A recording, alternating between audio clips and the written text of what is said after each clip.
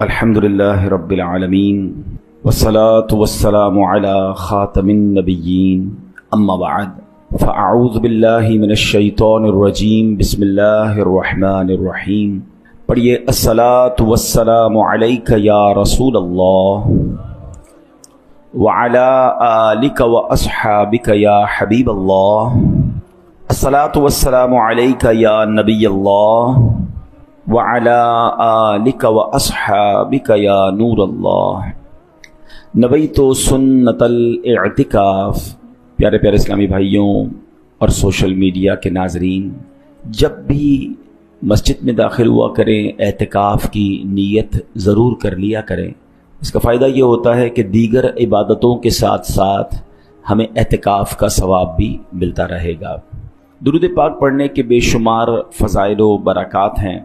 اللہ پاک کے آخری نبی صلی اللہ تعالی علیہ وآلہ وسلم کا فرمان ہے، جو مجھ پر ایک دن میں 50 بار درود پاک پڑھے قیامت کے دن میں اس سے مصافحہ کروں گا، یعنی میں اس سے ہاتھ ملاؤں گا.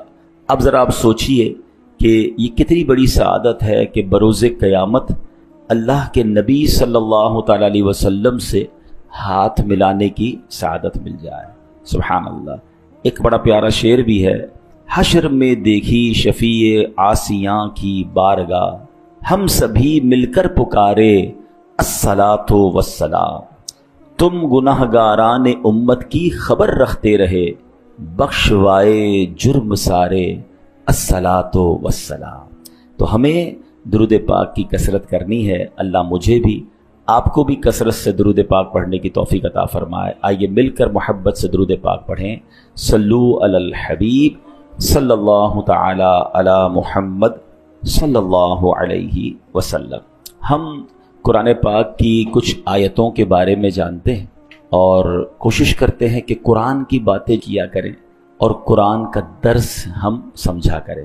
آج قرآن پاک کی کون سی آیت ہے انشاءاللہ غور سے سنتے ہیں.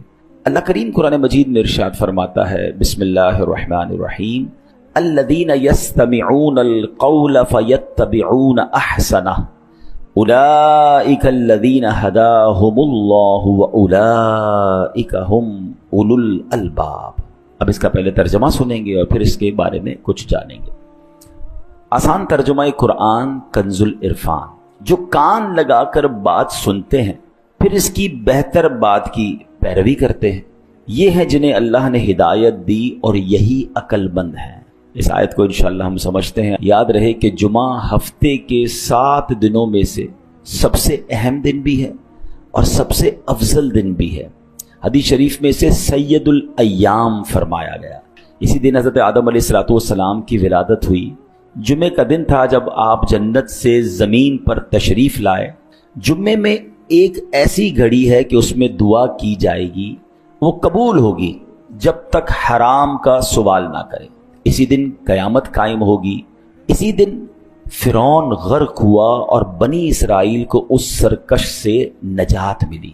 اسی دن حضرت یونس علیہ السلام کو مچھلی کے پیٹ سے رہائی عطا ہوئی اور اسی دن حضرت یوسف علیہ السلام کو قید خانے سے نجات ملی. اب غور کریں کہ کتنے امپورٹنٹ واقعات جو ہیں وہ قرآن پاک میں موجود ہیں اور وہ جمعہ کے دن ہوئے ہیں. جمعۃ المبارک خاص الخاص دن ہے. اسے مسکینوں کا حج قرار دیا گیا. اچھا، پھر ہم جمعے کو نماز کے لیے آتے ہیں تو اس میں ہمیں خطبہ سننے کو موقع ملتا ہے. اب خطبہ جو ہے نارملی کچھ لوگ تو چپ چاپ ہی سن لیتے ہیں، پتہ ہی نہیں ہوتا عربی میں امام صاحب نے کیا بیان کیا ہے. حالانکہ اس کے اندر بہت سارے میسیجز ہوتے ہیں، بہت ساری ہدایت کی باتیں ہوتی ہیں. اور سبحان اللہ، اللہ کرے کہ ہم اس خطبے کو سمجھ لیں تو ہر بار اپنے علم دین کو انہینس بھی کریں، بڑھائیں بھی، نصیحت کی باتیں بھی دل پر اثر کرنا شروع ہو جائیں اور اللہ کرے کہ ہم عمل کرنے والے بھی بن جائیں. اب جو میں نے آیت قرآنی تلاوت کی ہے، ایکچولی یہ خطبے اور بیان اور دین کی اہم باتوں کو سننے سے متعلق ہے. آج جو ہم نے آیت چوز کی ہے، دوبارہ سنیے گا، الذین یستمعون القول، یعنی جو کان لگا کر بات سنتے ہیں. ایک ہوتا ہے سننا، اس کے لیے عربی میں لفظ سمعن استعمال ہوتا ہے. ایک ہوتا ہے خوب توجہ کے ساتھ بغور سننا. ایک نارمل سننا ہے نا، اس کے لیے تو سماع ہم کہتے ہیں. لیکن اگر غور سے سننے کی بات کی جائے تو اسے اردو میں ہمتن گوش ہونا، یعنی ہر طرف سے دھیان ہٹا کر پوری توجہ سے سننا کہتے ہیں۔ اسے عربی میں استماع کہا جاتا ہے، نارمل سننا، سماعت جس کو ہم کہتے ہیں، اور استماع کہا جاتا ہے بہت غور سے فوکس ہو کر سننا۔ اب قرآن میں کیا ذکر ہوا؟ الذین یستمعون القول، یعنی جو کان لگا کر بات سنتے ہیں۔ اللہ رسول کا ذکر ہو، جب نصیحت کی بات ہو تو وہ کان لگا کر سنتے ہیں۔ اب آگے کیا فرمایا؟ فَيَتَّبِعُونَ أَحْسَنَهُ، جو لوگ یہ کرتے ہیں بزرگوں کی باتیں، علماء کرام کے ارشادات، قرآنی آیات، احادیث غور سے سنتے ہیں، فرمایا پھر اس کی بہتر بات کی پیروی کرتے ہیں، یعنی سن کر صرف انسنی نہیں کر دیتے، ادھر سے سنا ادھر سے نکال دیا، سنا فالو کرنا شروع کر دیا۔ پھر آگے قرآن کیا کہتا ہے؟ اولئک الذین ھداھم اللہ واولئک ھم اولو الالباب، یہ ہیں جنہیں اللہ نے ہدایت دی ہے اور یہی عقل مند ہیں۔ تو ماشاءاللہ آپ جمعے کے بیان میں آتے ہیں یا کبھی بھی علماء کرام کے بیانات ہوں، جہاں قرآن کی بات ہو، حدیث کی بات ہو، فوکس ہو کر سننا ہے اور کوشش کرنی ہے کہ اس پر عمل بھی کریں، کیونکہ ایسے لوگوں کو قرآن کہتا ہے کہ ان کو ہدایت ملتی ہے اور یہی عقل مند لوگ ہیں۔ اب جو کفار ہوتے تھے نا، وہ کیا کرتے تھے؟ وہ بھی اللہ رسول کی جب باتیں ہوتی تھیں تو آتے تھے، منافقین ہوتے تھے بعض، وہ انسنی کرتے تھے، اس کو مذاق میں اڑاتے تھے، اس کو فوکس نہیں کرتے تھے۔ قرآن کہتا ہے ما یأتیہم من ذکر من ربہم محدث الا استمعوہ وہم یلعبون، جب ان کے پاس ان کے رب کی طرف سے کوئی نصیحت آتی ہے تو اسے کھیلتے ہوئے سنتے ہیں۔ اب آج بھی کیا ہوتا ہے؟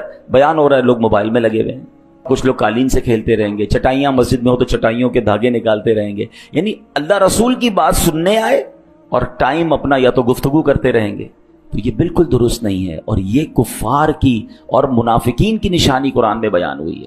تو اللہ کرے کہ ہم ایمان والوں کا جو وصف ہے اس کو اپنائیں کہ جب بھی اللہ رسول کی بات ہو، قرآن و حدیث کی بات ہو تو فوکس ہو کر سنیں۔ اچھا، اب صحابہ کرام علیہ رضوان نبی پاک علیہ السلام کا خطبہ، نبی پاک کا بیان کیسے سنتے تھے؟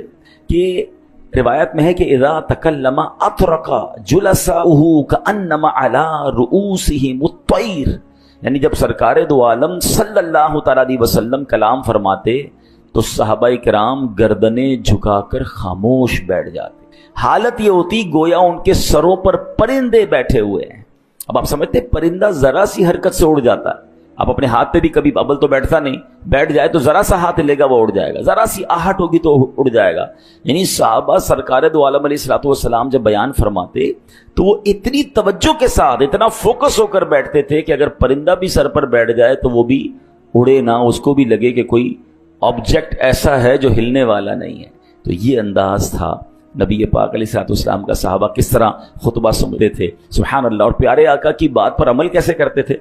ایک بار نبی پاک علیہ الصلوۃ والسلام خطبہ ارشاد فرما رہے تھے اور آپ نے فرمایا اجلسو، بیٹھ جاؤ۔ اللہ کریم نے نبی پاک کی آواز کو ایک اور کمال یہ عطا فرمایا تھا، یہ بھی معجزہ ہے صلی اللہ تعالی علیہ وسلم، کہ آج مائک لگانے کی ضرورت پڑتی ہے نا پیچھے آواز پہنچانے کے لیے، اس زمانے میں تو مائک نہیں تھا۔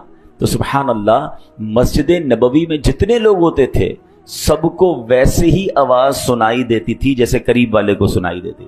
اچھا، صرف مسجد نبوی میں نہیں، چلیں آپ ہو سکتا ہے کہیں کہ جناب اس زمانے میں تو چند لوگ ہوتے تھے، حجۃ الوداع کے موقع پر، جب حجۃ الوداع کے موقع پر عرفات کے میدان میں 1,24,000 صحابہ موجود تھے، تب بھی نبی پاک نے جو خطبہ دیا سب کو پراپر اور یکساں آواز پہنچ رہی تھی۔ کلام مصطفیٰ صلی اللہ تعالی علیہ وسلم کا یہ معجزہ۔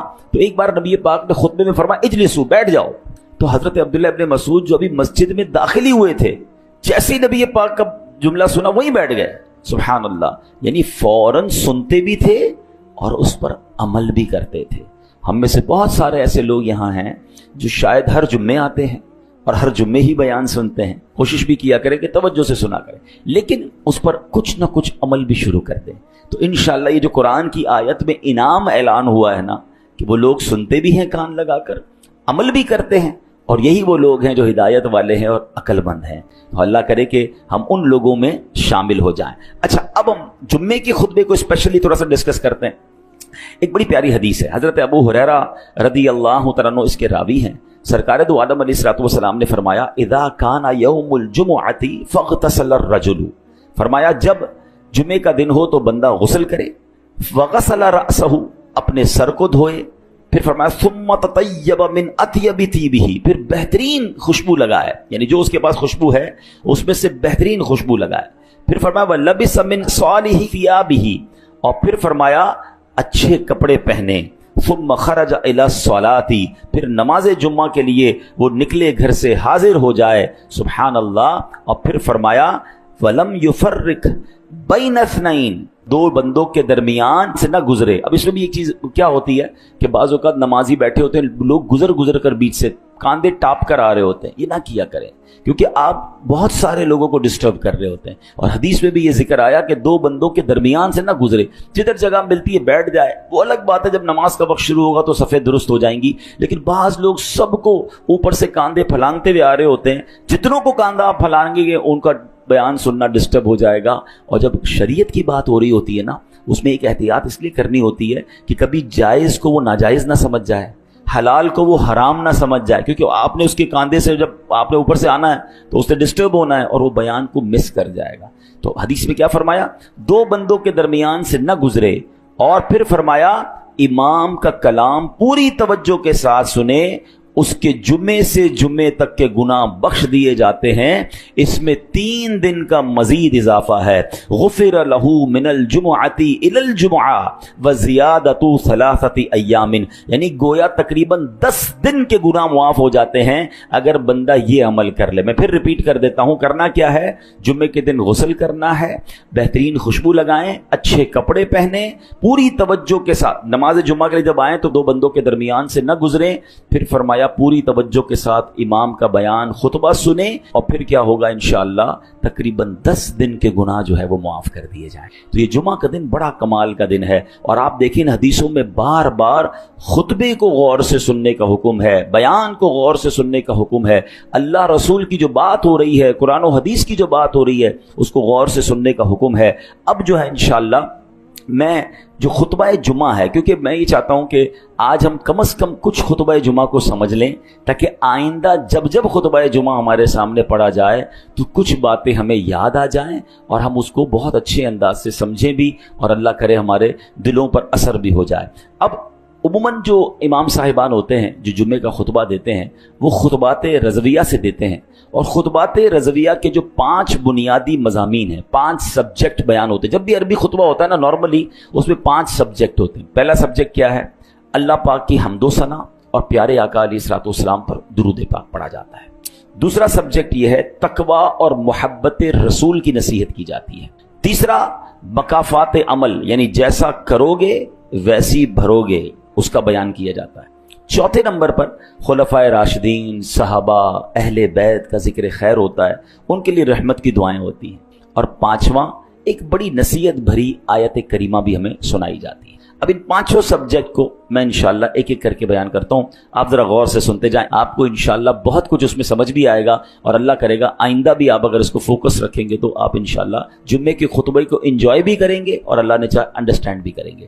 ابتدا کیسے ہوتی ہے جمعے کی خطبے کی؟ الحمدللہ الذی فضل سیدنا و مولانا محمدا صلی اللہ تعالی علیہ وسلم علی العالمین جمیعا۔ یہ سنتے ہیں نا، ترجمہ کیا ہے؟ سب خوبیاں اللہ کو جس نے ہمارے سردار اور ہمارے مالک و مولا سرکار دو عالم علیہ الصلوۃ والسلام کو تمام جہانوں پر فضیلت بخشی ہے، یعنی اللہ کی حمد ہو رہی ہے، نبی پاک پر گویا درود بھیجا جا رہا ہے۔ اب اس کا کتنا پیارا انداز ہے کہ اللہ پاک کی حمد و ثنا بیان کی گئی ہے۔ یہ اعلیٰ حضرت امام اہل سنت کا نرالا اسلوب ہے جو آپ نے قرآن کریم سے سیکھا ہے۔ قرآن کریم میں اللہ پاک نے اپنا تعارف کیسے کروایا؟ فرمایا هو الذی ارسل رسولہ، وہی ہے جس نے اپنے رسول کو بھیجا۔ سبحان اللہ، تعارف کس کا کروانا ہے؟ اللہ پاک کا۔ فرمایا گیا اللہ وہ ہے جس نے رسول ذیشان، رسول اکرم نبی محتشم صلی اللہ تعالی علیہ وسلم کو رحمت کل جہاں بنا کر بھیجا۔ سبحان اللہ، یہی حمد کا انداز اعلیٰ حضرت نے استعمال کیا، الحمدللہ الذی فضل سیدنا و مولانا محمدن، یعنی تمام تعریفیں اس اللہ کو جس نے فضیلت بخشی ہمارے سردار اور ہمارے آقا جناب رسول اللہ صلی اللہ علیہ وسلم کو تمام عالم پر۔ سبحان اللہ، یعنی یہاں ایک اور عشق والی بات بھی سمجھ آ رہی ہے کہ رب اپنا تعارف بھی کیسے کروا رہا ہے۔ میں وہ اللہ ہوں جس نے زمین و آسمان بنائے؟ نہیں. میں وہ اللہ ہوں جس نے سارے جہان کو بنایا؟ اس آیت میں کیا فرمایا؟ هو الذی ارسل رسولہ، رب وہ ہے جس نے نبی پاک کو اپنا رسول بنا کر بھیجا ہے. محبوب و محب کا پیار نظر آ رہا. اعلیٰ حضرت نے یہی بات شعر میں بھی لکھی، وہی رب ہے جس نے تجھ کو ہمتن کرم بنایا، ہمیں بھیک مانگنے کو تیرا آستاں بتایا، تجھے حمد ہے خدایا، تجھے حمد ہے خدایا. اچھا اب خطبہ آگے چلتا ہے. خطبے میں کلمہ شہادت آتا ہے، واشهد ان لا الہ الا اللہ وحدہ لا شریک لہ واشهد ان سیدنا ومولانا محمدا عبدہ ورسولہ صلی اللہ تعالی علیہ وآلہ وصحبہ اجمعین. اب اس کا ترجمہ کیا ہے؟ میں گواہی دیتا ہوں کہ بے شک اللہ پاک کے سوا کوئی عبادت کے لائق نہیں، وہ اکیلا ہے، اس کا کوئی شریک نہیں. اور میں گواہی دیتا ہوں کہ بے شک ہمارے سردار اور ہمارے آقا محمد صلی اللہ تعالی علیہ وسلم اللہ کے بندے اور اس کے رسول ہیں. ان پر، ان کے جملہ آل و اصحاب پر اللہ پاک درود و برکت اور سلام نازل فرمائے. اس کے بعد تقویٰ کی نصیحت شروع ہوتی ہے. نصیحت کیسی ہوتی ہے؟ فیا ایھا المؤمنون، اے ایمان والو، رحمنا ورحمکم اللہ، ہم پر اور تم پر اللہ پاک رحم فرمائے. اوصیکم ونفسی بتقوی اللہ عز وجل فی السر والاعلان، میں تمہیں اور اپنے آپ کو تنہائی میں اور لوگوں کے سامنے ہر جگہ اللہ پاک سے ڈرنے کی وصیت کرتا ہوں. تقویٰ کہتے اس کو ہیں، اکیلے میں بھی اللہ سے ڈرنا، فی السر والاعلان، لوگوں میں بھی اللہ سے ڈرنا ہے اور اکیلے میں بھی اللہ سے ڈرنا ہے. یاد رکھیے ایسی نصیحت ہے کہ ایک مرتبہ کسی مرید نے اپنے پیر صاحب کی خدمت میں عرض کی کہ عالی جان مجھے نصیحت کیجئے. پیر صاحب نے کہا کہ میں اللہ پاک کی وہ نصیحت کرتا ہوں جو اللہ پاک نے اگلے پچھلے تمام انسانوں کو کی ہے، یعنی قرآنی نصیحت فرمائی. اور قرآن کیا کہتا ہے؟ وَلَقَدْ وَصَّيْنَا الَّذِينَ أُوتُوا الْكِتَابَ مِن قَبْلِكُمْ وَإِيَّاكُمْ أَنِ اتَّقُوا اللَّهَ. اللہ نے کیا فرمایا؟ بے شک ہم نے ان لوگوں کو جنہیں تم سے پہلے کتاب دی گئی اور تمہیں بھی تاکید فرما دی ہے کہ اللہ سے ڈرتے رہو. اللہ نے پچھلوں کو بھی نصیحت فرمائی، آج کے لوگوں کو بھی نصیحت فرما دی، اور وہ کیا ہے؟ اللہ سے ڈرتے رہو. تو پتہ یہ چلا کہ اللہ کریم خود فرما رہا ہے، مہربان ہے، رحم والا ہے، اپنے بندوں کو تقویٰ کی نصیحت فرما رہا ہے کہ اے بندو اللہ سے ڈرتے رہو. اچھا مومنین کو تو الگ سے سمجھایا ہے نا قرآن میں، یا ایھا الذین آمنوا اتقوا اللہ حق تقاتہ، اے ایمان والو اللہ سے ڈرو جیسا ڈرنے کا حق ہے. آج کل کچھ لوگ بڑے بے باک ہو گئے، اللہ بڑا کریم ہے، اللہ بڑا رحمان ہے، اللہ بڑا رحیم ہے، وہ معاف کرنے والا ہے. یقیناً وہ معاف کرنے والا ہے، مگر وہی معاف کرنے والا ہی تو کہہ رہا ہے مجھ سے ڈرو. یہ ڈر کیوں نکالا جا رہا ہے؟ اللہ سے ڈرنے کا مطلب یہ ہے کہ بندہ اللہ کی نافرمانی نہ کرے. یقیناً وہ میری ماں سے زیادہ مجھے چاہنے والا ہے. اچھا اس کو اگر ادر وے اراؤنڈ کر لیں کہ جس سے پیار ہوتا ہے، جس سے محبت ہوتی ہے، جو محسن ہوتا ہے، کیا اس کی نافرمانی کی جاتی ہے؟ بندہ کیا چاہتا ہے کہ یار مجھے اس سے اتنا پیار ہے کہ میں اسے ناراض نہیں کر سکتا. تو چلو بہت اچھی بات ہے، اللہ سے محبت میں گناہ نہ کیجئے، اللہ سے محبت میں اللہ کی نافرمانی نہ کیجئے. تو بہرحال تقویٰ جو ہے یہ بڑی کمال کی چیز ہے. اللہ مجھے بھی نصیب فرمائے، آپ کو بھی نصیب فرمائے. معلوم یہ ہوتا ہے کہ اللہ پاک کے ہاں بندے کی خوبیوں میں سب سے اعلیٰ درجے کی جو خوبی ہے وہ تقویٰ ہے. متقین جو ہیں اس کے فضائل قرآن میں بیان ہوئے. اچھا پھر آگے خطبے میں ہم کیا سنتے ہیں؟ اور مزین کرو اپنے دلوں کو اس نبی پاک علیہ الصلوۃ والسلام کی محبت سے، آپ پر اور آپ علیہ الصلوۃ والسلام کی آل پر افضل درود اور سلام. اب یہ مزین روشن کرنے کی بات ہو رہی ہے کہ اپنے دل کو روشن کیجئے اللہ رسول کی محبت سے، اس حبیب علیہ الصلوۃ والسلام کی محبت سے. کیونکہ آگے خطبے میں ایک جملہ سنتے ہیں جو بڑا امپورٹنٹ ہے، فَإِنَّ الْحُبَّ هُوَ الْإِيمَانُ كُلُّهُ الا لا ایمان لمن لا محبت لا. یاد آ رہا ہے؟ یہ جملے سنتے ہیں ہم خطبے میں، مگر معنی آج پتہ چل جائے گا تو انشاءاللہ اور اچھے انداز سے سنیں گے. اب اس کے معنی کیا ہے؟ بے شک محبت ہی پورا ایمان ہے. خبردار جسے آپ سے محبت نہیں اس کے لیے ایمان نہیں ہے. جس کے دل میں نبی پاک سے محبت نہیں اس کا ایمان کمپلیٹ نہیں ہے. یعنی یاد رکھیے محمد کی محبت دین حق کی شرط اول ہے، اسی میں ہو اگر خامی تو سب کچھ نامکمل ہے. محمد کی محبت ہے سند آزاد ہونے کی، خدا کے دامن توحید میں آباد ہونے کی. یہ جمعے کے خطبے میں بار بار ریمائنڈ کروایا جاتا ہے، سن لو اس کا ایمان نہیں جس کے دل میں نبی پاک سے محبت نہیں. ایک بار نبی پاک علیہ الصلوۃ والسلام نے حضرت عمر فاروق رضی اللہ تعالیٰ کا ہاتھ پکڑا ہوا تھا. فاروق اعظم نے عرض کی لَأَنْتَ أَحَبُّ إِلَيَّ مِنْ كُلِّ شَيْءٍ إِلَّا مِنْ نَفْسِي. یا رسول اللہ صلی اللہ تعالی علیہ وسلم، آپ مجھے میری جان کے علاوہ ہر چیز سے زیادہ محبوب ہیں. نبی پاک علیہ السلام نے فرمایا لا والذی نفسی بیدیہ حتی اکون احب الیک من نفسک. نہیں عمر، رب کریم کی قسم جس کے قبضہ قدرت میں میری جان ہے، تمہاری محبت اس وقت تک کامل نہیں ہوگی جب تک میں تمہارے نزدیک تمہاری جان سے بھی زیادہ محبوب نہ ہو جاؤں. پھر حضرت عمر نے فوراً کیا کہا واللہ لانت احب الی من نفسی. یا رسول اللہ صلی اللہ علیہ وسلم، اللہ کی قسم آپ مجھے میری جان سے بھی زیادہ محبوب ہیں. سن کر نبی پاک علیہ السلام نے پھر فرمایا الآن یا عمر، یعنی اے عمر تمہاری محبت کامل ہو گئی ہے، اب ایمان کمپلیٹ ہوا ہے. کسی کی دل میں اگر محبت نہیں ہے تو وہ کامل مومن نہیں. تو محبت تو ہر مسلمان کو ہے. نہیں، محبت کرنی کتنی ہے یہ سمجھنا ضروری ہے. محبت کے بغیر تو میں کلمہ ہی میرا کمپلیٹ نہیں ہوگا.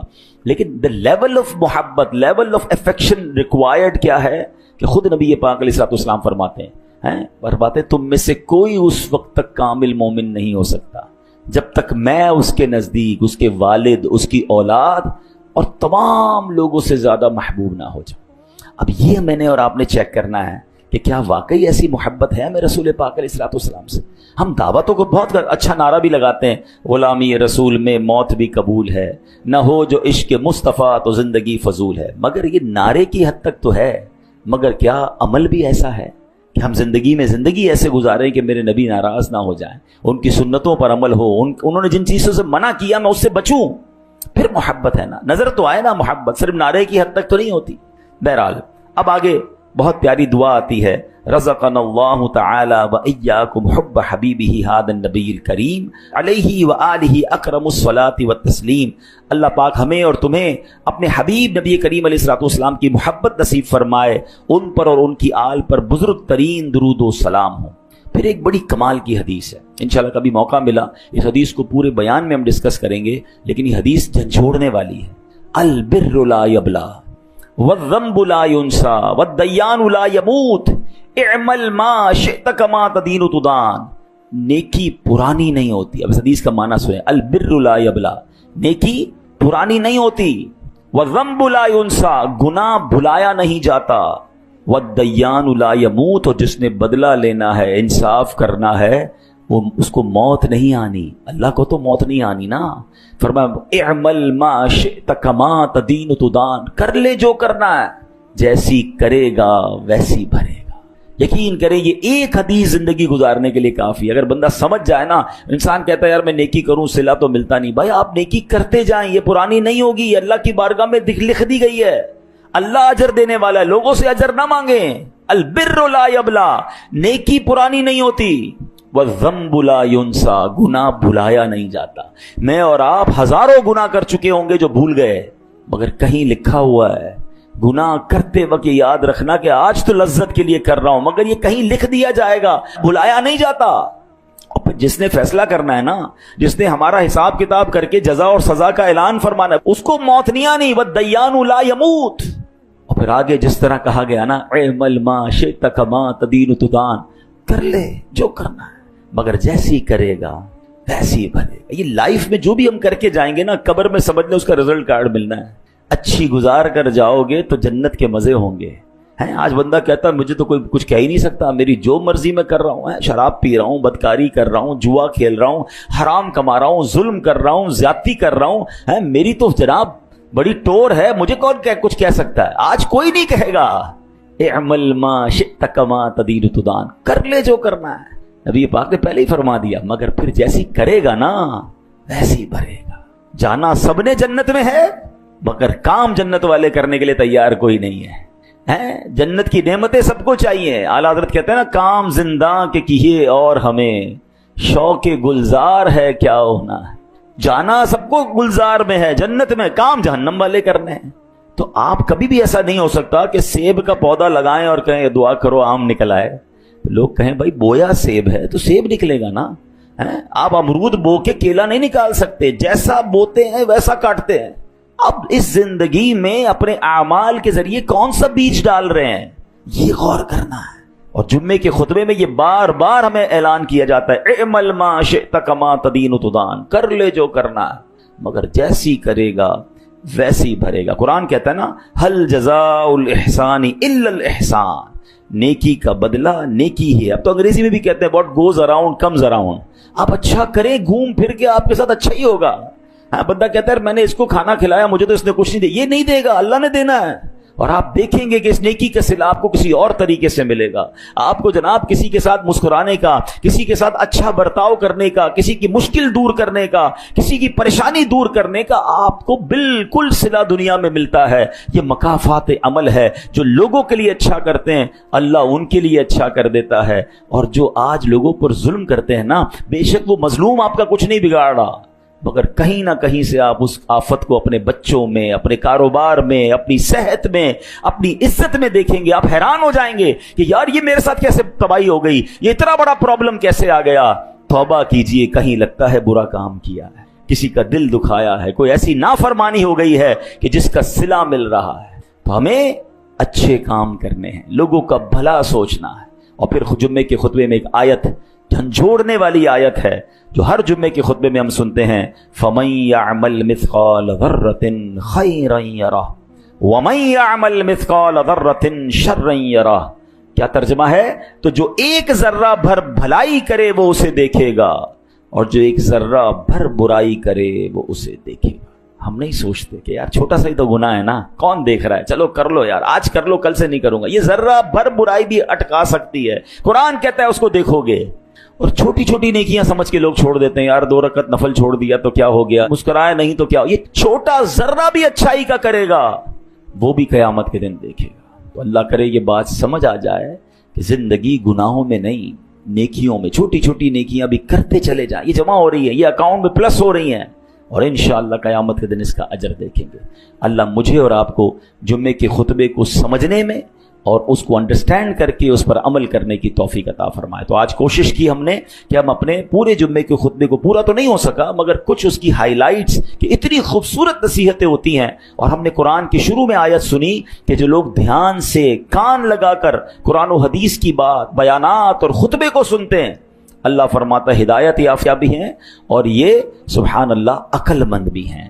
اللہ پاک عمل کی توفیق عطا فرمائے، آمین بجاہ النبی الامین صلی اللہ علیہ وسلم۔ اللہ پاک کا پیغام دیا کہ اے محمد مصطفیٰ صلی اللہ تعالیٰ علیہ وسلم، کیا آپ اس بات پر راضی ہیں کہ آپ کی امت میں سے کوئی آپ پر درود بھیجے تو میں اس پر 10 رحمتیں نازل کروں، اور آپ کا امتی آپ پر سلام پڑھے تو میں اس پر 10 بار سلام پڑھوں۔ اچھا، اب یہاں ایک خوبصورت بات یہ پتہ چل رہی ہے کہ ایک تو اس حدیث سے ہمیں ایک درود پاک پڑھنے کی فضیلت پتہ چل گئی کہ ایک درود پر 10 رحمتیں ہیں، ایک سلام پڑھیں تو 10 سلامتیاں نازل ہوتی ہیں، مگر ایک اور خوبصورت بات یہ پتہ چلی کہ سرکار دو عالم صلی اللہ تعالیٰ علیہ وسلم کا ہم گناہ گاروں سے پیار کیسا ہے کہ درود کون پڑھے گا؟ ذرا جواب دیجئے۔ ہم پڑھیں گے۔ رحمتیں کس پر نازل ہوں گی؟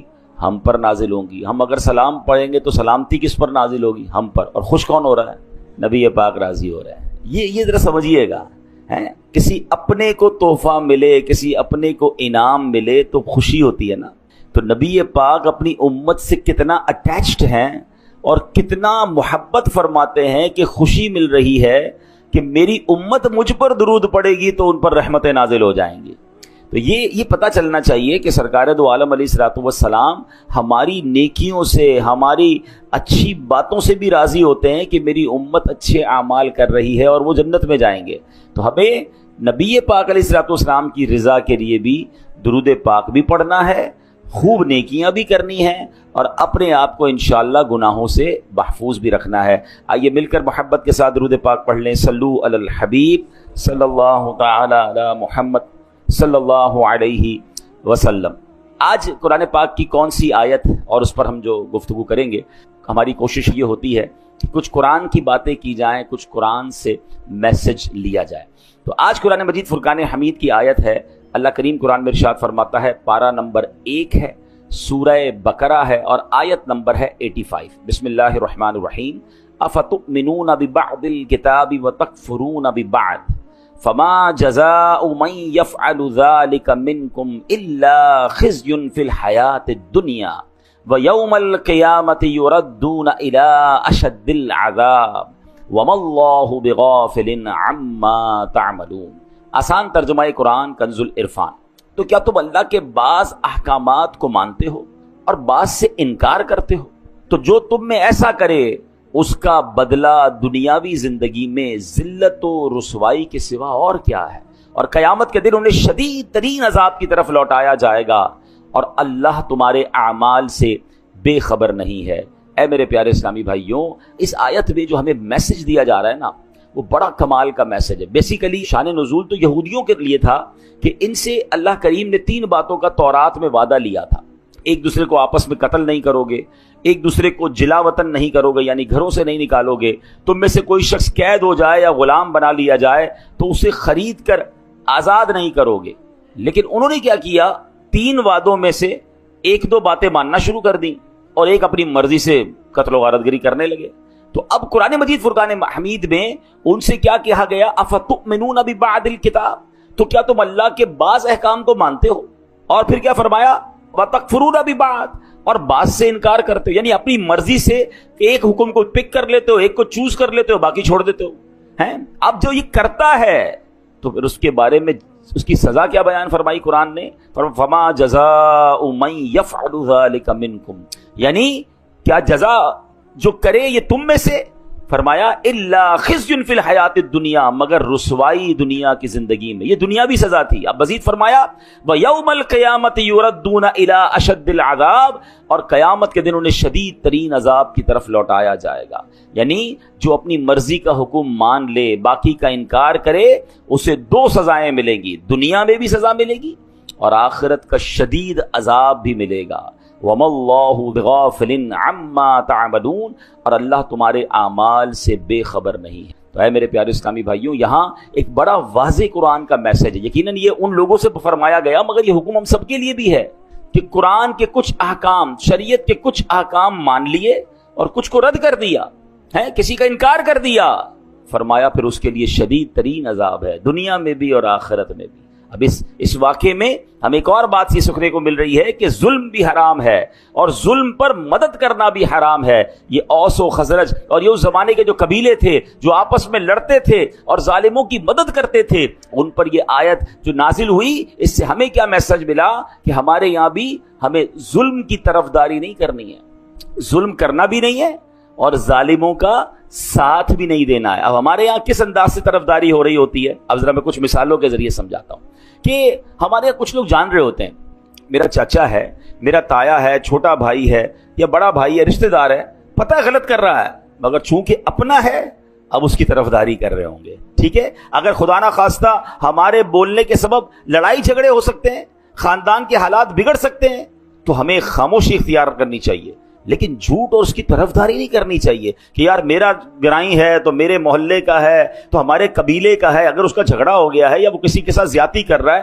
اور آپ کو بٹھا رہا ہے ساتھ کہ بھائی آپ بتاؤ میں غلط ہوں کہ صحیح ہوں، بھائی 2 چیزیں ہیں، یا تو آپ کو لگتا ہے میں غلط کہوں گا تو لڑائی اور بڑھ جائے گی، یہ مجھ سے بھی لڑے گا، تو آپ خاموش ہو جائیں، مگر یہ نہ کہے کہ ہاں تم صحیح ہو، بھائی یہ میرا رشتہ دار بالکل ٹھیک کہہ رہا ہے۔ آپ کو فیصلہ انصاف کا کرنا ہے، آپ کو طرفداری ظالم کی نہیں کرنی ہے، کیونکہ یہی وہ غلطی ہے کہ کچھ قرآن کے احکام کو مان رہے ہیں اور کچھ جناب چھوڑ رہے ہیں۔ آگے سنیے، اب پارٹنر ہوتے ہیں 2 مل کر کام کر رہے ہیں، ہمیں پتا ہے یار یہ پارٹنر ہے میرا، مگر یہ سامنے والے گاہک سے بات ٹھیک نہیں کر رہا ہے، یہ جھوٹ بول رہا ہے، یہ جھوٹ بول کے سودا بیچ رہا ہے اور اس نے ابھی سود پہ پیسے لیے ہیں، یہ فلاں غلط کام کیا ہے۔ ہم کہتے ہیں یار اب اس کی غلط اس کو کہیں گے تو کمپنی بیٹھ جائے گی، بیچتا تو مال بڑا اچھا ہے، جھوٹ بول کے بیچ تو آتا ہے، سودا سب سے اچھا بیچتا ہے جناب، کاروبار اس کو سمجھ بڑی ہے، کچھ بھی کر کے آئٹم بیچ کے آ جاتا ہے۔ اگر میں اس کا پارٹنر ہوں اور میں خاموش ہوں اور میں بلکہ طرفداری کر رہا ہوں، تو پھر آپ سوچیں کہ ہم کیا کر رہے ہیں۔ ہاں، ہمیں ایسے یا تو پارٹنر رکھنے نہیں چاہیے جو حرام کما رہے ہیں، کیونکہ قیامت کے دن ہم اگر اس کے پارٹنر ہیں تو اس کے حرام کاموں کا جواب بھی دینا پڑ جائے گا نا۔ بہت سارے شیئر کمپنی کے کاروبار کو جو علماء منع کرتے ہیں، اس کی ایک بڑی وجہ علماء یہ بیان کرتے ہیں کہ آپ جناب اس کمپنی میں ایک طرح سے پارٹنر بن جاتے ہیں، آپ کو کیا پتا اس کمپنی میں کیا کیا حرام ہو رہا ہے، اس کی بڑی تفصیل ہے، میں نہیں کہہ رہا سارا کام غلط یا سارا کام صحیح، آپ کسی صحیح عالم دین مفتی کے ساتھ بیٹھے تو صحیح، پارٹنر بننا آسان نہیں ہے کسی کا۔ اب اگر آپ کسی بھی چیز کے پارٹنر ہیں تو اس کے اچھے کے بھی پارٹنر ہیں، اس کے برے کے بھی پارٹنر بن گیا، تو یہ سوچنا ہوگا کہ کہیں میں غلط کام کی طرف تو نہیں جا رہا۔ اسی طرح لوگ معاذ اللہ آج کل کیا ہوتا ہے، कचहरियों में झूठी गवाहियां दे रहे हैं।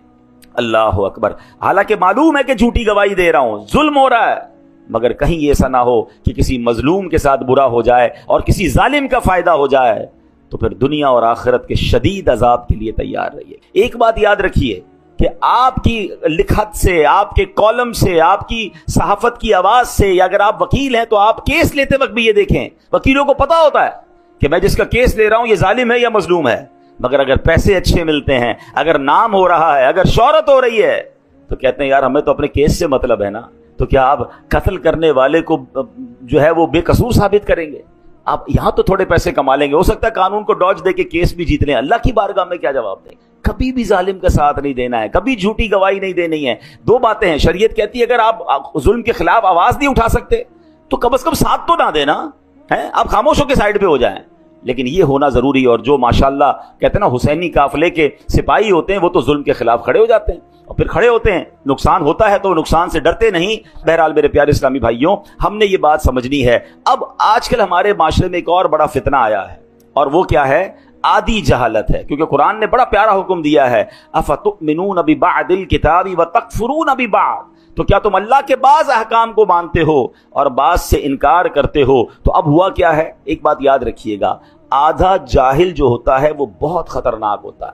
क्योंकि कुछ लोग कुरान की एक दो आयतें याद करके, एक दो हदीसें याद करके अब अहकाम शरिया बयान करना शुरू कर देते हैं कि ये नाजायज है, ये जायज है। अरे भाई कुरान में तो लिखा है, ऐसा तो कर ही नहीं सकते।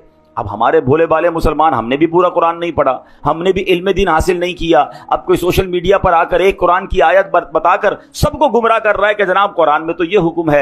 हालांकि अगर कुरान का हुक्म बयान करना है तो पूरे कुरान का मुताला करके बयान करना है। कुरान की कुछ आयतों में नासिख व मनसूख के आकाम हैं, कुछ आयतें पहले नाजिल हुई, कुछ बाद में नाजिल हुई, पहला हुक्म खत्म हो गया। और जनाब बाज़ औक़ात हदीसों में भी इस तरह होता है, ये उलमा का काम है कि वो तमाम हदीसों का मुताला करके या कुरान करीम का पूरा मुताला करके फिर हमें हुक्म बताते हैं कि अब हुक्म हमारे लिए क्या है, हमने शरीयत पर अमल कैसे करना है। ईसा अलैहिस्सलाम कहीं तेज तेज कदम के साथ जा रहे थे, एक शख्स मिला, कहता अली जान इतने तेज तेज कहां जा रहे हैं?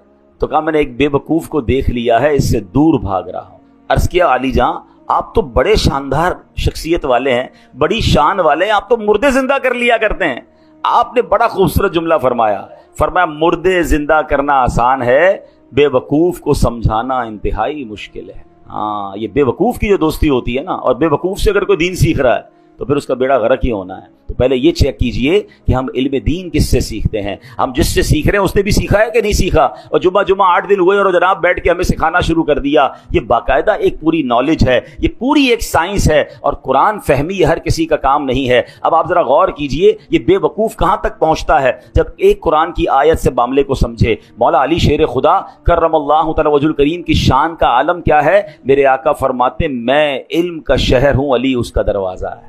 मौला अली वो हैं, नबी पाक की हदीस में आता है कि अली के चेहरे को देखना इबादत है। सुभान अल्लाह, शेर खुदा के इल्म दीन का और कुरान फहमी का आलम यह है कि आप फरमाते अगर मैं सूरह फातिहा की तफसीर लिखना शुरू करूं तो इतनी किताबें लिख दूं कि 70 ऊंट उन किताबों के बोझ से दब जाएं, इतनी एक सूरह फातिहा की तफसीर। अब आप सोचें कि मौला अली के कुरान फहमी का आलम क्या होगा। मगर आपके दौर में एक फिरका निकला जिसका नाम था खारजी फिरका, उसने पता है मौला अली पर कुफर का फतवा लगा दिया। आप गौर करें कि जिसकी शान इतनी निराली है, उन बदबख्तों ने शेर खुदा पर कुफर का फतवा लगाया।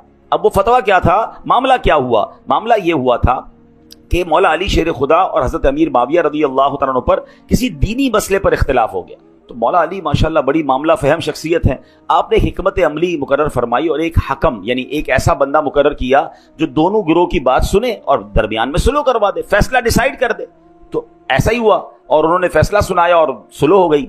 अब एक फिरका था जो जंग चाहता था। आज भी कुछ लोग ऐसे हैं जो चाहते लड़ाई होनी चाहिए, झगड़ा होना चाहिए, मामला बिगड़ना चाहिए। ये अमनो अमान से मुसलमान क्यों रह रहे हैं? ये फिरके वाला इधर हमला करे तो ये वाला इधर हमला करे। अच्छा जनाब फिरका वारियत की लड़ाई नहीं हो रही तो चलो भाई खानदानी लड़ाई शुरू करो, सूबाई लड़ाई शुरू करो। उनकी जंग में उनको फायदा है, प्रॉब्लम क्रिएट होती है तो जनाब उनको मजा आ रहा होता है। तो ऐसे लोगों से भी बचना है। तो मौला अली ने बड़ी हिकमत अमली का मुजाहरा किया और सुलह हो गई। अब वो जो खारजी फिरका था उन्होंने क्या कहा? उन्होंने कहा अल्लाह तो कुरान में फरमाता है इनिल हुक्मु इल्ला लिल्लाह, हुक्म तो सिर्फ अल्लाह का है। مولا علی نے بندے کو ثالث بنا دیا, اس کے ذریعے فیصلہ کروا دیا, یہ تو کفر ہو گیا. آپ دیکھیں ایک قرآن کی آیت, اس کا ایک جز, اس سے اپنی عقل سے فیصلہ کیا اور جناب شور مچانا شروع کر دیا. اللہ اکبر. میرے شیر خدا مولا علی کا تدبر دیکھیں, آپ کی جناب صبر کا مقام دیکھیں. آپ تو اس قدر عظیم ہستی ہیں کہ آپ حکم فرماتے نہ جانے کیا ہو جاتا. آپ نے پھر سلو کی طرف بات آگے بڑھائی. آپ نے جو ترجمان القرآن ہیں عبداللہ ابن عباس رضی اللہ تعالیٰ عنہ, کمال کا قرآن کا علم تھا, ان کو بھیجا کہ جا کے ذرا ان کو سمجھائیں. حضرت عبداللہ ابن عباس ان کے پاس گئے, کہا بتائیے کیا مسئلہ ہے. وہ کہتے مسئلہ یہ, اللہ کے سوا تو کوئی حکم بن نہیں سکتا, کوئی فیصلہ کر نہیں سکتا, یہ مولا علی نے انسان کو یہ حکم کیسے دے دیا. تو جناب معاذ اللہ یہ کفر ہو گیا. اللہ اکبر. اب سنیے گا حضرت عبداللہ ابن عباس کا جواب بھی, اور آج کل کے دور میں یہ جو آدھی جہالت پھیلانے والے ہیں ان کو بھی آپ نے جو ہے وہ سمجھنا ہے. انہوں نے کہا کیا تم نے سورہ مائدہ کی آیت نمبر 95 کی تلاوت نہیں کی ہے؟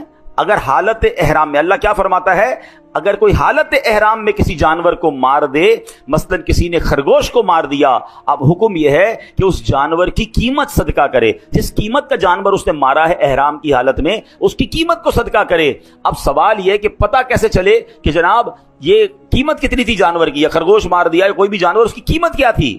اللہ قرآن میں حکم فرماتا ہے یحکم بہ ذوا عدل منکم, تم میں سے 2 معتبر آدمی اس میں فیصلہ کر لیں. اللہ اکبر. عبداللہ ابن عباس کہتے ہیں چند روپوں میں خرگوش آ جاتا ہے, اس کی قیمت ڈیسائیڈ کرنے کے لیے تاکہ آپس میں پرابلم نہ ہو, 2 بندے بیٹھ کے فیصلہ کر لیں. اللہ اکبر. فرمایا بتاؤ جانور کی قیمت زیادہ یا انسانوں کی قیمت زیادہ. شیر خدا نے صحابہ کرام کے درمیان کوئی ڈسٹربنس نہ ہو جائے, کوئی لڑائی نہ ہو جائے, انسانی جان ضائع نہ ہو جائے, اس کے لیے کسی کو حکم بنایا کہ جناب فیصلہ کرا دیا جائے. تو اس میں کیا حرج ہے جب خرگوش کی قیمت معلوم کرنے کے لیے قرآن کہہ رہا ہے کہ جناب 2 بندے بیٹھ کر فیصلہ کر لیں کہ قیمت کیا ہے. تو پتہ یہ چلا ایک آیت تو پڑھی تھی, پورا قرآن نہیں پڑھا تھا, حالانکہ آگے قرآن میں اس کی ڈیفینیشن موجود ہے. اور یہی آج کے دور کا پرابلم ہے, اور یہاں ہماری بھی ایک کمزوری ہے کہ ہم جناب ہر کسی کی بات سننے کے عادی بن گئے, اور جب سنتے ہیں تو کنفیوز ہو جاتے ہیں. معاذ اللہ اب تو لوگ غیر مسلموں کو سننے لگ گئے, جب سنتے ہیں تو کہتے ہیں یار یہ اسلام کی جو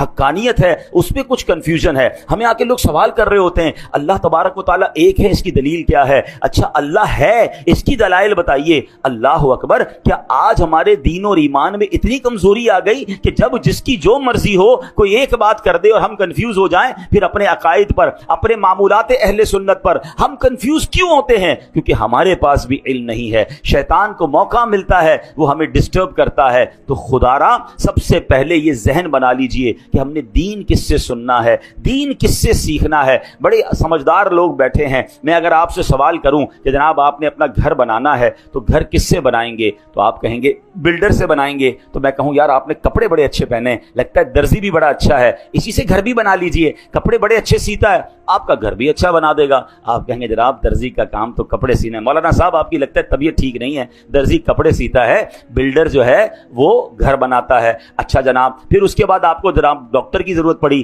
طبیعت خراب ہوئی, تو اب میں آپ کو کہوں کہ آپ ایسا کیجئے کہ آپ چپل بڑے اچھے سلوا کے لائے تھے, اسی بندے سے آپ اپنی دوائی بھی لے لیجئے. آپ کہیں گے لگتا ہے آج آپ نے دوائی نہیں پی ہے کہ جناب چپل سینے والا جو ہے وہ ہمیں دوائی کیسے دے گا. تو کمال ہے کہ دنیا کی ہر فیلڈ میں آپ اپنے لیے اس فیلڈ کا ایکسپرٹ تلاش کرتے ہیں. موچی سے جوتے سلواتے ہیں, درزی سے کپڑے سلواتے ہیں, ڈاکٹر سے دوائی لیتے ہیں, بلڈر سے گھر بناتے ہیں, ان کو آپس میں مکس اینڈ میچ نہیں کرتے. تو اب بتائیے نا دین کس سے سیکھنا چاہیے, شریعت کس سے معلوم کرنی چاہیے؟ کیا ہر اس شخص کو یہ حق حاصل ہے میرا دین اتنا مظلوم ہے؟ اچھا اب ایک اور فینومینا لوگ لے کر آئے کہ جناب انٹرنیٹ پر تو ساری چیزیں موجود ہیں, اب تو اے آئی کا زمانہ ہے, سوال کیجئے جواب مل جاتا ہے. قرآن پاک پڑھنے کی اور جناب اس کی اتنی بڑی بڑی تفسیریں پڑھنے کی ضرورت کیا ہے؟ اور جناب پڑھنا بھی ہے تو کسی عالم کی ضرورت کیا ہے, کسی مفتی کی ضرورت کیا ہے, کسی ایکسپرٹ کی ضرورت کیا ہے؟ قرآن موجود ہے, تفسیریں موجود ہیں, ہم خود ہی مسئلہ نکال لیں گے, ہمیں علماء کی حاجت نہیں ہے. چلے تھوڑی دیر کے لیے آپ کی بات مان لیتے ہیں کہ جناب کتاب سے پراپر علم مل جاتا ہے. ٹھیک ہے, کتاب میں سب چیزیں موجود ہیں. چلے اب میں آپ ہی کی بات آپ کی طرف دوبارہ بڑھاتا ہوں. اللہ نہ کرے آپ میں سے کسی کو کوئی پرابلم ہو جائے یا آپ کے گھر میں کسی کا آپریشن ریکوائرڈ ہو, تو جناب آپ بھی کتاب اٹھائیے کہ ٹانگ کا آپریشن کیسے ہوگا. بلکہ اب صرف کتاب نہیں ہے, یوٹیوب پر تو ٹیوٹوریل موجود ہے نا, ویڈیو بھی موجود ہے کہ یہ والا آپریشن کیسے ہوگا. تھوڑا مزید سوال اے آئی سے کر لیجئے کہ کون سا چاقو استعمال کروں, کون سی چھری استعمال کروں, پہلا کٹ کدھر لگاؤں. 2-4 دوست جمع ہو جائیں اور ٹانگ کا آپریشن گھر میں کر لیجئے, 2-4 لاکھ روپے بھی بچ جائیں گے. آپ کہیں گے یار کیا ہو گیا آپ کو؟ بھائی جان کا معاملہ ہے، کسی ایکسپرٹ سے کروانا پڑے گا، کتابوں میں ضرور لکھا ہے لیکن ٹانگ ضائع ہو جائے گی، دل کا آپریشن ہم نہیں کر سکتے، حالانکہ اس کا پورا طریقہ انٹرنیٹ پر موجود ہے۔ آپ کہیں نہیں، اس کے لیے برسوں کا ایکسپرٹ چاہیے، بلکہ آپریشن تو اس سے کروائیں گے جس کا آپریشن کرنے کا تجربہ بھی ہو اور اس کا آپریشن کامیاب بھی ہوتا ہو۔ 4 دوستوں سے بھی پوچھیں گے، 3 رائے لیں گے، ایک رائے پر بھی لوگ آپریشن نہیں کراتے۔ کرنا بھی یہ چاہیے کہ 3 طرف سے رائے لے کر پھر آپریشن کی طرف جانا چاہیے۔ آپ کہیں گے جان کا معاملہ ہے، جسم کا معاملہ ہے، باڈی خراب ہو سکتی ہے۔ سبحان اللہ، آپ نے میرا ہی جواب دے دیا حضرت۔ اب میرا سواب سن لیجئے، مجھے ایک بات بتا دیجئے، کسی کی ٹانگ زیادہ قیمتی ہے یا اس کا ایمان زیادہ قیمتی ہے؟ میرے ایمان پر جس کی جو مرضی آئے چھری کانٹے لے کر آ جائے کہ میں تمہارا ایمان کا معاملہ ٹھیک کرتا ہوں، تمہارا دین میں تمہیں سمجھاتا ہوں، آپ پڑھ لینا، آپ ہی خود ہی قرآن سے اور تفسیر سے پڑھ لیں۔ آپ کہیں گے نہیں جناب، باقی دنیا کے معاملات میں جب ایکسپرٹ ریکوائرڈ ہے تو مجھے قرآن کے علم کے لیے بھی فہم القرآن والا مفتی اور عالم ریکوائرڈ ہے، برسوں جس نے پڑھا ہو، جس کی جناب تفسیر پر نظر ہو، جس کی عقائد مضبوط ہوں۔ ارے وہ خود اگر سچا نہیں ہے تو مجھے کیا دین سکھائے گا؟ تو اے میرے پیارے اسلامی بھائیوں، اے بھولے بھالے مسلمانوں، خدا را اپنی زندگی کا یہ آپ ذہن بنائیے کہ سب سے قیمتی سرمایہ تو ایمان ہے، اور ایمان کے معاملات میں، دین کے معاملات میں میں نے کسی ایکسپرٹ سے، کسی صحیح العقیدہ مفتی سے اور عالم دین سے انشاءاللہ دین پڑھنا بھی ہے، سیکھنا بھی ہے، اور آدھی جہالت سے بچنا ہے۔ جب آپ قرآن پورا پڑھتے ہیں، کبھی بھی کوئی ایک آیت سن کر، ایک حدیث سن کر کنفیوز نہ ہو جایا کریں، کسی عالم دین سے رابطہ کریں، وہ آپ کو بتائے گا کہ یہ آیت کے بعد یہ بھی تو آیت موجود ہے، یہ حدیث کے بعد یہ بھی تو حدیث موجود ہے، اور وہ ان دونوں کو سامنے رکھ کے جب آپ کو جواب دیں گے تو آپ کا ایمان تازہ ہو جائے گا۔ اللہ کریم ہمیں شریعت کے احکام کو صحیح طریقے سے عمل کرنے کی توفیق عطا فرمائے۔ اب یہاں پر میں چلیں ایک آیت اس لیے بتا دیتا ہوں کہ اس میں ہمارا انشاءاللہ آج کا ایک موضوع بھی ہے، وہ بھی کور ہو جائے گا کہ اب جناب قرآن کی ایک آیت بیان کرنے والے کرتے بھی ہیں، ترجمہ کیا ہے؟ تم فرماؤ میں ظاہراً تمہاری طرح ایک بشر ہوں۔ اللہ نے اپنے حبیب کو کیا فرمایا کہ لوگوں سے کہہ دو میں تو تمہاری طرح کا ایک بندہ ہوں۔ اب کچھ جاہلوں نے، وہ آدھے جاہل ہے نا، کہ دیکھو نبی پاک خود کہہ رہے ہیں وہ ہماری طرح کے آدمی ہیں، اور تم کہتے ہو جناب وہ نور ہیں اور وہ جناب بہت عظیم ہستی ہے، خود فرما رہے میں تمہاری طرح کا ہوں۔ تو قرآن ادھورا پڑا، ایک آیت پڑھی، اب اگلی آیت سن لو۔ اللہ قرآن میں فرماتا ہے قد جاءکم من اللہ نور، بے شک تمہارے پاس اللہ کی طرف سے ایک نور آ گیا ہے۔ سبحان، پتہ کیا چلا؟ یقیناً میرے آقا بشر بن کر دنیا میں آئے ہیں، بلکہ یہ ہمارے جیسے بشر نہیں، اللہ پاک کا نور ہے جسے رب کریم نے دنیا میں بشر بنا کر بھیجا ہے۔ تو بات اگر پوری قرآن سے سمجھی جائے تو سمجھ آتی ہے۔ اب ان لوگوں کو کون سمجھائے کہ جو کہتے ہیں نبی پاک ہماری طرح کے ہیں؟ ارے جناب میں تو ہاتھ اٹھا کر کوئی چیز نہیں اٹھا سکتا، اور میرے آقا وہ ہیں جو اشارہ فرمائیں تو چاند 2 ٹکڑے ہو جاتا ہے۔ ہماری گھڑی ہمارے قابو میں نہیں آتی ہے، اور میرے آقا دعا کریں، مولا علی کہیں کہ حضور نماز عصر چلی گئی ہے، اور میرے آقا دعا فرمائیں تو سورج کو واپس پلٹا دیں۔ تو ایسے کون کہہ سکتا ہے کہ ہمارے جیسے ہیں؟ اللہ اکبر، نبی پاک تو وہ ہیں جو وجہ تخلیق کائنات ہیں۔ ہی از the reason of the all creation۔ میں اور آپ تو دنیا میں آ گئے ہیں، مگر بتاؤ تو صحیح دنیا بنی کس کے لیے ہے؟ خود رب فرماتا ہے لولا کلما خلقت الافلاق، اے محبوب میں تمہیں نہ بناتا تو یہ دنیا ہی نہ بناتا، یہ کائنات ہی نہ بناتا۔ ارے جس کے لیے دنیا بنی ہے وہ میرے اور آپ کے جیسے کیسے ہو سکتے ہیں؟ اللہ پاک عمل کی توفیق عطا فرمائے، آمین بجاہ النبی الامین صلی اللہ علیہ وسلم۔ جس نے محمد صلی اللہ تعالی علیہ وسلم اور آپ کے اہل بیت پر 100 مرتبہ درود پاک پڑھا، اللہ پاک اس کی 100 حاجتیں پوری فرمائے گا۔ بہت ساری حاجتیں، بہت ساری تمنائیں ہمارے دلوں میں ہوتی ہیں، ہم چاہتے ہیں ہماری مشکلیں آسان ہو جائیں، ہماری پریشانیاں دور ہو جائیں۔ سبحان اللہ، سرکار دو عالم علیہ الصلوۃ والسلام اور ان کی آل پر درود پڑھنے کی برکت سے 100 بار درود پڑھیں تو 100 حاجتیں پوری ہو جاتی ہیں۔ اب طریقہ کیا ہے کہ نبی پاک پر بھی درود پڑھ لیا جائے، آپ کی آل پر بھی؟ تو اہل بیت پاک یعنی پیارے آقا علیہ الصلوۃ والسلام کے گھر والوں، مثلاً ازواج پاک اور تمام اولاد پاک پر درود پڑھنے کا طریقہ یہ ہے کہ پہلے پیارے نبی رسول ہاشمی صلی اللہ تعالی علیہ وسلم کی خدمت میں درود عرض کریں، پھر اس کے ضمن میں اہل بیت پر درود پیش کریں۔ مثلا یوں درود پاک پڑھ لیجئے اللہم صلی علی محمد وعلی آلہ وسلم، مل کر پڑھ لیتے ہیں اللہم صلی علی محمد وعلی آلہ وسلم۔ نبی کی شان میں ہو جس قدر درود پڑھو، نبی کی شان میں ہو جس قدر درود پڑھو، मुहिब्बों पाओगे जन्नत में घर दुरूद पढ़ो। जो अपने कामों का अंजाम नेक चाहते हो, हर एक काम में तुम पेशतर दुरूद पढ़ो। हजार विर्द को ये एक दवा किफायत है, हजार दर्द को ये एक दवा किफायत है। जो पेश आए जरा भी खतर दुरूद पढ़ो। सल्लु अलल हबीब सल्लल्लाहु तआला अला मुहम्मद सल्लल्लाहु अलैहि वसल्लम। प्यारे प्यारे इस्लामी भाइयों, आज के इज्तिमा में एक बहुत ही अजीम हस्ती, बहुत ही मुबारक हस्ती, जिनसे अल्हम्दुलिल्लाह दुनिया भर के मुसलमान प्यार करते हैं, उनका जिक्र खैर करेंगे। वो कौन सी हस्ती है? उससे पहले मैं इंशाअल्लाह एक बड़ा खूबसूरत ईमान अफरोज वाकया सुनाऊंगा। इंशाअल्लाह उन हस्ती का भी तारुफ हो जाएगा और हमें बहुत कुछ इस एक वाकये से सीखने को मिलेगा। हजरत लैस बिन साद रहमतुल्लाहि तआला फरमाते हैं, मैं एक बार हज के इरादे से मक्का मुकर्रमा हाजिर हुआ। नमाज असर अदा करने के बाद मैं मस्जिदुल हराम के करीब जबल अबू कुबैस की तरफ चल पड़ा। जबल अबू कुबैस, सुभान अल्लाह, ये बिल्कुल हरम पाक के साथ पहाड़ है। और ये भी याद रहे कि दुनिया का सबसे पुराना, बल्कि दुनिया का सबसे पहला पहाड़ कह लें, दुनिया का सबसे पुराना पहाड़ कह लें, वो जबल अबू कुबैस है। और ये वही पहाड़ है कि जहां हजर अस्वद और मकाम इब्राहिम, ये जब तूफान नू आया था तो यहाँ रख दिया गया था, और फिर यहीं से हजरत इब्राहिम ने उठाया था और काबे में नस्ब किया। और जबल अबू कुबैस ही वो पहाड़ है जिस पर खड़े होकर मेरे आका ने चांद के 2 टुकड़े फरमाए थे। आज भी जो मक्का पाक जाते हैं तो जब अल्लाह करे हमारी हाजिरी हो, इंशाअल्लाह अल्लाह जल्दी जल्दी हमें मक्के मदीने की हाजिरी अता फरमाए। तो जबल अबू कुबैस बिल्कुल हरम शरीफ के बाहर ये पहाड़ है, और अब उसकी निशानी है कि उस पर एक बहुत बड़ा महल भी बना हुआ है। तो बहरहाल हजरत लैस बिन साद कहते हैं कि मैं जबल अबू कुबैस की तरफ चल पड़ा। वहां एक शख्स बैठा हुआ था और वो जिक्र इलाही में मसरूफ था। उसने या रब पढ़ना शुरू किया। इतना पढ़ा कि उनकी सांस फूल गई। फिर कहा या हय्यु या कय्यूम, इतना पढ़ा कि फिर सांस फूल गई। फिर वो शख्सियत जो थी वो कहने लगे या रहमानो, जिक्र करते रहे, फिर सांस फूल गई। फिर या अरहमर राहिमीन पढ़ते रहे, फिर उनकी सांस फूल गई।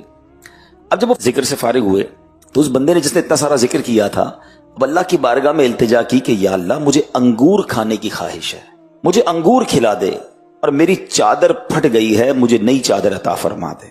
उस शख्स ने जब दुआ की तो हजरत लैस कहते हैं, अल्लाह की कसम भी बात पूरी नहीं हुई थी कि मैंने एक टोकरी देखी जो अंगूरों से भरी हुई थी। हालांकि उन दिनों अंगूरों का सीजन भी नहीं था और 2 चादरें भी उस टोकरी में मौजूद हैं। अभी दुआ की है और अभी दुआ का समरा, दुआ की कबूलियत सामने। हजरत लैस कहते हैं मैं हैरान हो गया। तो वो जो शख्स थे वो उन्होंने अंगूर खाना शुरू किया।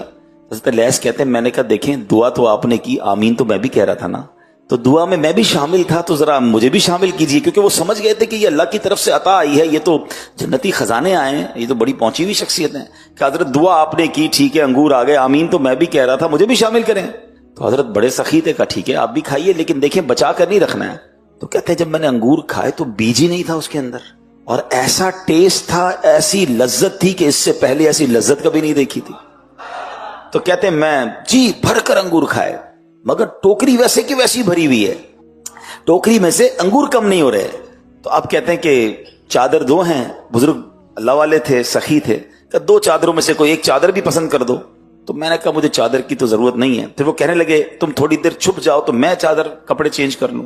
तो कहते हैं मैं साइड पे हो गया। तो उन बुजुर्गों ने चादर को तहबंद के तौर पर इस्तेमाल किया, एक ऊपर छोड़ ली और अपनी दोनों उतारी हुई चादरें अपनी हाथ में ली और वो बुजुर्ग चल दिए। हजरत लैस कहते हैं मैं भी उनके पीछे चलने लगा, यहां तक कि जब वो सफा मरवा पहुंचे तो उनको एक आदमी मिला और उनको कहने लगा कि अल्लाह पाक के रसूल के बेटे, मैं भी बेलिबास हूं, मुझे लिबास की जरूरत है, मुझे लिबास पहनाइए, अल्लाह आपको लिबास पहनाए।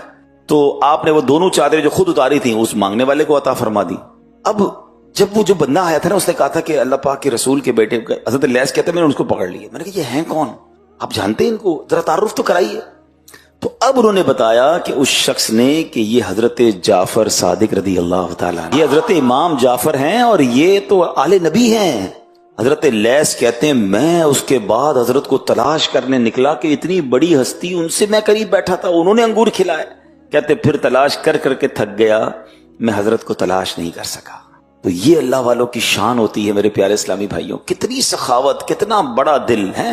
ذکر الہی کر رہے ہیں، دعا کر رہے ہیں تو دعا قبول ہو رہی ہے، اور اس کے بعد پھر عطائیں کیسی، سبحان اللہ سبحان اللہ، کیا خوبصورت ان کی ہستی ہے۔ شاعر کہتے ہیں کردار میں جھلک ہے انوار مصطفیٰ کی، کردار میں جھلک ہے انوار مصطفیٰ کی، نورانی آئینہ ہے حضرت امام جعفر، کونین کی بلندی ہے ان کے نقش پا میں، محبوب مصطفیٰ ہیں حضرت امام جعفر، سبحان اللہ۔ تو اے میرے پیارے اسلامی بھائیوں، حضرت امام جعفر صادق رضی اللہ تعالیٰ عنہ اللہ پاک کی دی ہوئی نعمتوں میں دوسروں کو شریک کرنے والے تھے۔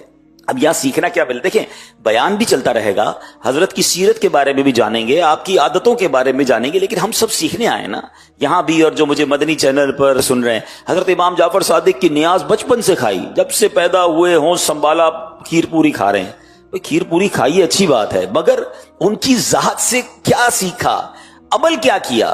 اب آپ سوچئے کہ ایک ایسی شخصیت جس کے پاس کچھ کھانے کو نہیں ہے اور اس کو کھانے کو ملے، اور وہ ملنے کے بعد اس میں بھی دوسروں کو شریک کرے، کیا خوبصورت سخاوت ہے۔ ہمارے فریج بھرے ہوئے ہیں، ہماری کبڈز بھری ہوئی ہوں، ہمارے پاس بہت ساری چیزیں، پھر بھی دینے کو جی نہیں چاہتا۔ اچھا ہم کب دیتے ہیں؟ جب ہمارے کام کا نہیں ہوتا۔ کھانا بچ گیا، چلو غریب کو کھلا دو، ماسیوں کو دے دو، مدرسے میں بھجوا دو، ہیں۔